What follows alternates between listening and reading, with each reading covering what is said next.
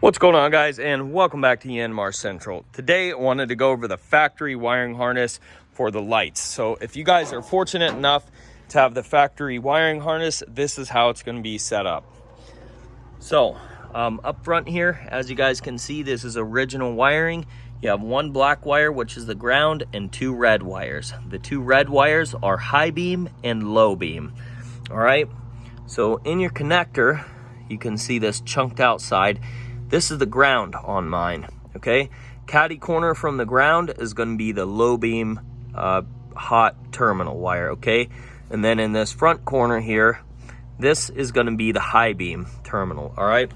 So that's how the front works. Now let's go to the back. Back here on the right side of your tractor, or the key switch side of your tractor, you're going to have three wires that come right up under your footrest here. In here, you're gonna have two green and one red. So the one red wire is a running light wire, okay? So as soon as the key comes on, your lights come on. The other two green wires are right and left turn signal. Now you're gonna have to troubleshoot that and figure out which is which, because I cannot remember. So I apologize for that, but that's just how it is. So let's go over how the system works. So first of all, I do wanna point out, somebody has removed the right and left turn signal and flasher buttons on this thing.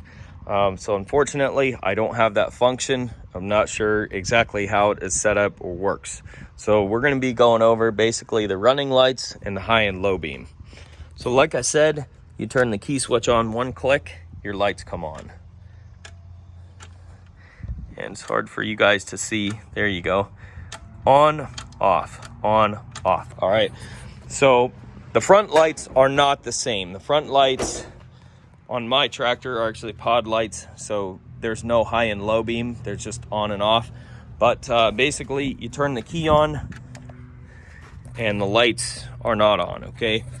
These are kind of like set up on this auxiliary high and low beam switch, so it's in the off position now. This is going to be the low beam setting. So you can see they're on. And then on the high beams, they go back off because it's not hooked up at all. Like I showed you guys, the third lug is not hooked to anything.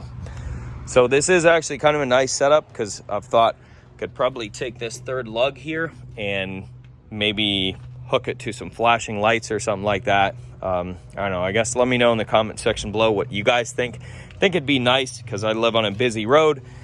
People aren't paying very much attention these days, texting and driving. So anyways, flashing lights would kind of be nice. One last thing I wanted to show you guys is I've got a 4-wire harness back here. So this is plumbed into basically running lights. Like I said, I do not have turn signals or hazards set up on this thing, unfortunately. So you can see these wires are just hanging for now, but that will be something we get to in the future. But at least we have some running lights. That's kind of nice. I can tow a trailer behind this thing and not worry a whole lot about it. At least it'll have some lights on it. All right, so real quickly, I know some of you guys are purists. Trust me, I know. I wanted the factory lights on this thing too. But let me tell you guys why I didn't go with factory lights. So number one, up front here, previous owner welded this thing on here. And yeah, I could go to Fredericks or Hoy and get the factory stuff, but the lights just aren't going to be as good as these newer LED pod lights. So I decided to just roll with this. And so that's why I have pod lights up front. On the back, there's a couple reasons why I actually like these a little bit better than the factory lights. So number one reason is for safety. So these are a little bit bigger than the factory lights, meaning they just have more surface area. They're bigger in general. They have a whole front side and a whole back side. So you can see this light pretty much 360 degrees, and you can see it really, really well from in front and behind. The factory lights, you can get them, but they are not cheap. So I think they're like $15 or $17 each. These were like $4 each. So as you guys can see, there's a big cost difference. And like I said, mostly just for safety. I like these because they're a lot bigger. You can see them a lot easier. So that's my gray market Yanmar 1500D. if you guys have a similar tractor to this, it's definitely worth putting some lights on. It helps you quite a bit at night when you're trying to see when you're working. The LED pod lights are freaking amazing. And maybe you don't want to cut the front end of your tractor out.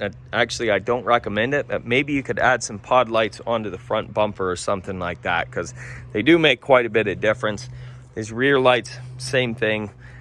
You know, if you got the factory stuff, just run it and enjoy it.